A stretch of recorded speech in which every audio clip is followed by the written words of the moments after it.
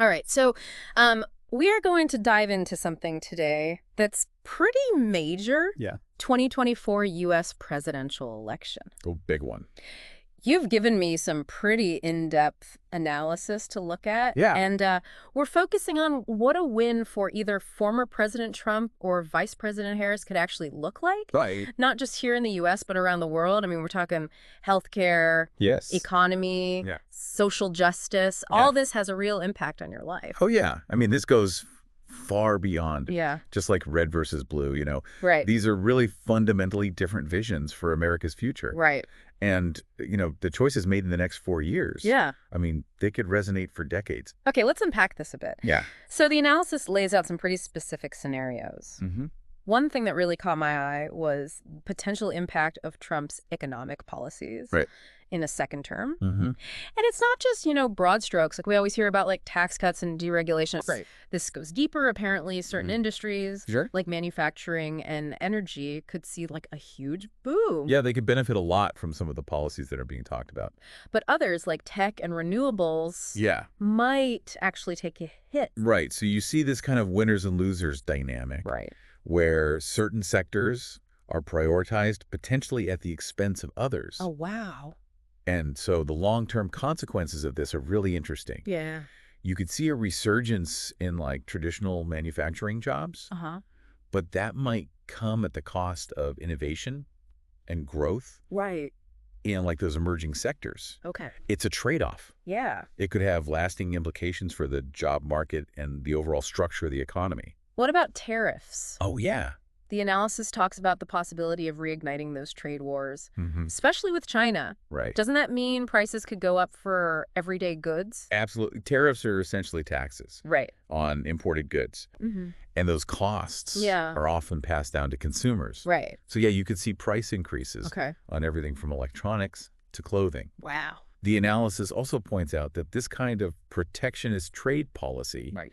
could disrupt those global supply chains, Yeah. leading to shortages and further price hikes. Oh, it's like a ripple effect. Yeah. That could hit my wallet pretty hard. It could hit your wallet. Okay, let's talk healthcare. Okay. So the analysis suggests that a second Trump term could mean another attempt to repeal the Affordable Care Act. Right. And they don't sugarcoat it. No. We're talking millions potentially losing coverage. Yeah. And it's the most vulnerable who would be hit hardest. Yeah, the analysis really highlights the potential for a significant rollback of the ACA's provisions, Right. including protections for people with pre-existing conditions. Yeah. This could lead to, a resurgence of medical underwriting, Okay. where insurance companies charge higher premiums based on your health history. Imagine being denied coverage Oh my gosh. or facing sky-high premiums simply because of a pre-existing condition. Right. I mean, it's a scenario Yeah. that could have devastating consequences for millions of Americans. And it's not just about healthcare access. No. It's about the cost, too. Yeah. The analysis predicts a potential rise in healthcare costs overall if the ACA is weakened or repealed. Exactly. Yeah. The ACA introduced a number of cost control measures, Right. and rolling those back Yeah. could lead to higher premiums, deductibles, Yeah. and out-of-pocket expenses. Yeah. The analysis suggests that this could disproportionately impact lower-income families Right. and individuals who are already struggling to afford health care. That's awful. Potential double whammy, Yeah. reduced access and increased costs Right. could have a significant impact on the health and well-being of millions of Americans. Okay, let's shift gears a bit. Okay. The analysis dives into Trump's stance on law and order. Mm-hmm. They suggest a continuation of his tough-on-crime approach, Right. possibly with even more police funding and maybe even military intervention. Mm-hmm. In domestic issues, this sounds Yeah. pretty intense. Yeah, it is. Yeah. The analysis points to the potential for increased militarization of law enforcement, Right. which raises serious concerns about civil liberties Mm. and the potential for excessive force. Yeah. I mean, imagine a scenario where heavily armed military units are deployed on American streets Right. to quell unrest. It's a disturbing image. It evokes comparisons to authoritarian regimes. Yeah. And what about the impact on communities that are already struggling with systemic injustice? That's a major concern. Right. The analysis suggests that this kind of law and order approach Yeah. could exacerbate existing tensions between law enforcement and communities of color. Right.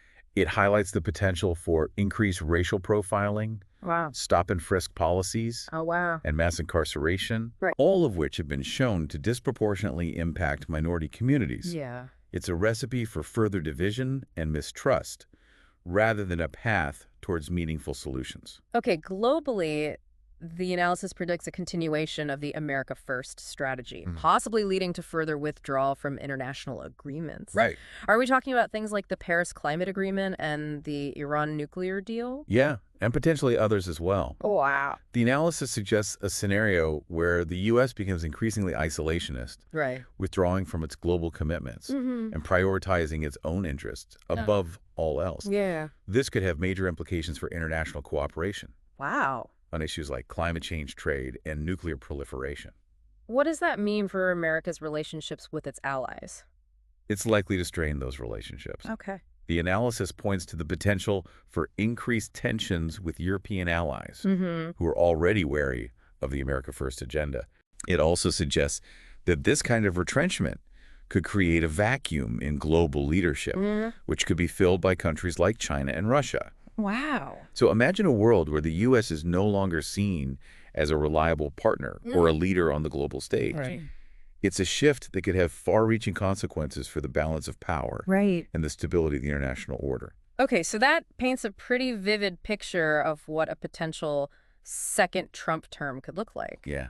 Now let's turn our attention to Vice President Harris. Okay. The analysis highlights her focus on progressive economic reforms, specifically raising taxes on corporations and the wealthy Right. to fund social programs. Yes. It sounds like a pretty big departure from the Trump approach. Yeah, it is. Yeah. This is a classic example of what's called redistributive economic policy. Okay. The goal is to reduce income inequality Right. by taxing those with higher incomes and using that revenue to fund programs that benefit those with lower incomes. It's okay. You know, things like expanding access to health care, Right. education, and affordable housing. Right. The analysis suggests that this approach could lead to a more equitable distribution of wealth, Right. but it also acknowledges that it's likely to face pushback Okay. from those who argue that it stifles economic growth and discourages investment. So there's a potential trade-off there Yeah, between economic equality and economic growth. exactly. It's a complex issue with no easy answers. Right. The analysis encourages us to think critically about the potential benefits and drawbacks of each approach. Okay. For example, proponents of redistributive policies argue that a more equitable society is a more just and stable society. They point to the fact that extreme income inequality can lead to social unrest and political instability. Right. On the other hand, critics argue that raising taxes on businesses and high earners Yeah. can discourage investment and innovation, leading to slower economic growth Right. and fewer job opportunities. Wow. So it's like, It's a debate that goes to the heart of what we value as a society. right. Fairness versus efficiency, equality versus individual liberty. Okay. It's complicated. And how might this play out in terms of people's everyday lives? Yeah. You know, if Harris wins and these policies are enacted, Right. what could that actually look like? Well, imagine a scenario where you have access to affordable health care, quality education, Yeah. and a safety net that provides support. Yeah. If you lose your job or face unexpected hardship, Okay. that's the potential upside of these policies. Right. On the flip side, critics argue that raising taxes could lead to higher prices Right. for goods and services, slower economic growth, and fewer job opportunities.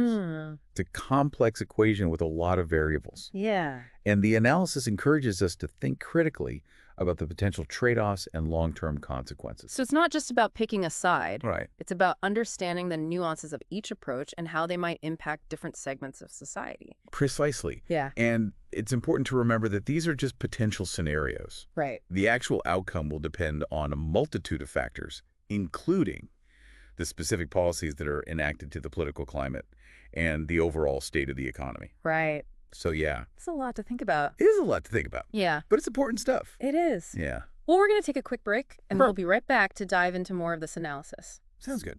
Healthcare is another big focus for Harris. Oh, absolutely. And this analysis really dives into the specifics. Yeah. They suggest she might push for expanding coverage through a public option, Right. maybe even strengthening the existing Affordable Care Act. Yeah. I mean, this speaks to a fundamental shift in thinking about healthcare in America. Okay. It's not just about access anymore. Yeah. It's about affordability and choice. Right. A public option could introduce competition into the market, Hmm. drive down prices, and give consumers more control. Okay, but wouldn't that be without its challenges? Of course there would be challenges. Yeah. Imagine like the political battles over funding. Right. Or the potential impact on private insurers. Yes, that's... So this is where it gets really interesting. Yeah. How do you balance those competing interests Right. while still achieving that goal of quality, affordable healthcare for all? I'm curious about the impact on people who already have employer-sponsored insurance. Right. Would this change things for them? That's a key question. Yeah. The analysis explores a few different scenarios. Okay. One possibility is that a public option could become an alternative for employers, allowing them to offer a more affordable option to their employees. Okay. Another possibility is that it could create pressure on private insurers Right. to lower their premiums and improve their coverage to compete with that public option. Okay. The bottom line is it could introduce a level of dynamism and competition into the healthcare market that we haven't seen before. Okay, let's move on to social justice. The analysis suggests Harris would prioritize issues like criminal justice reform Right. and addressing systemic racism. Yeah, these are huge, complex topics. But they are. Yeah, and the analysis doesn't shy away from the complexity. Yeah. Instead of just talking about broad goals, it gets into the weeds of potential policy proposals. Okay. For example, they talk about Harris's support for ending mandatory minimum sentences, Right. which have been shown to disproportionately impact minority communities. Yeah. They also mention her advocacy for investing in community-based programs to address the root causes of crime, rather than simply relying on incarceration. So what would those community-based programs actually look like? What kind of impact could they have? Well, imagine a program that provides job training and educational opportunities Okay. to young people who are at risk of getting involved in criminal activity, Right. or a program that provides support and resources to formerly incarcerated individuals to help them reintegrate into society. These kinds of programs are about addressing the underlying social and economic conditions that contribute to crime. Right. They're about investing in communities, building trust, and creating pathways to opportunity. Right. The analysis suggests that this approach could have a significant impact, not just on crime rates, but also on the lives of individuals and families. So it's about shifting the focus from punishment to prevention and rehabilitation. Exactly. It's about recognizing that simply locking people up doesn't solve the problem. Right. It's about creating a more just and equitable society where everyone has the opportunity to thrive. Now let's talk about the global stage. Yep. The analysis suggests that under a Harris administration, there would be a shift in how America engages with the world. Yeah. They talk about restoring alliances and prioritizing diplomacy. Yeah, this is a potential 180 from the America First approach we discussed earlier. Right. The analysis highlights Harris's belief in multilateralism, Okay. the idea that global problems require global solutions, and that the U.S. is stronger when it works in cooperation with other nations. Yeah. Imagine a world where the U.S. is once again leading the charge on issues like climate change, human rights, and nuclear nonproliferation. Okay. That's the vision the analysis is painting. It sounds like a more cooperative, less confrontational approach to foreign policy. Right. But what about dealing with countries like China and Russia who might not share America's values or interests? That's the big question, Right. right? How do you balance cooperation with competition? Right. The analysis suggests that Harris would likely take a more nuanced approach. Okay.